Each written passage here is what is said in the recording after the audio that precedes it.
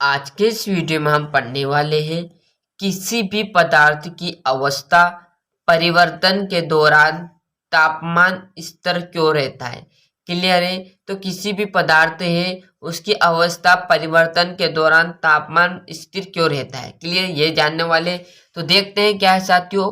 किसी पदार्थ की अवस्था परिवर्तन के दौरान, मतलब किसी भी पदार्थ है उसकी अवस्था क्या है, किसके दौरान, परिवर्तन के दौरान सारी ऊष्मा अवस्था परिवर्तन में काम आती है। जो सारी ऊष्मा है ना वो क्या करती है, परावर्तन में काम आती है।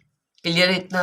क्या है, किसी पदार्थ की अवस्था, मतलब किसी भी पदार्थ है उसकी अवस्था है वो क्या करता है, परावर्तन के दौरान सारी ऊष्मा को क्या करता है, अवस्था को परिवर्तन में काम आती है। क्लियर। तथा यह ताप तब तक स्थिर रहता है, मतलब जब तक स्थिर रहता है जब तक पदार्थ की एक अवस्था दूसरी अवस्था में पूरी तरह से परिवर्तित ना हो जाए।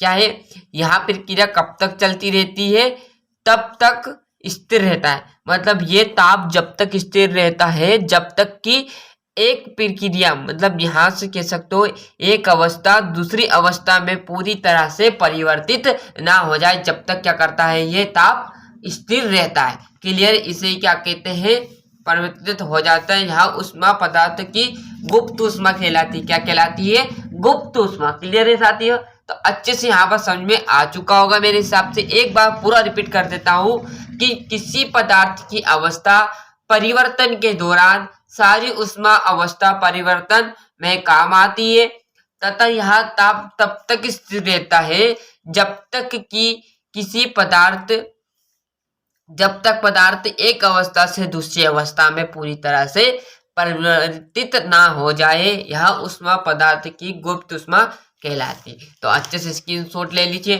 चैनल पर नए हो तो सब्सक्राइब कर लीजिए, साथ साथ नोटिफिकेशन ऑन करते चलिएगा। मिलते हैं इसके अगले वीडियो में। जब तक के लिए अच्छे से मेहनत करता रहिएगा, अच्छे से पढ़ने में जुट जाएगा।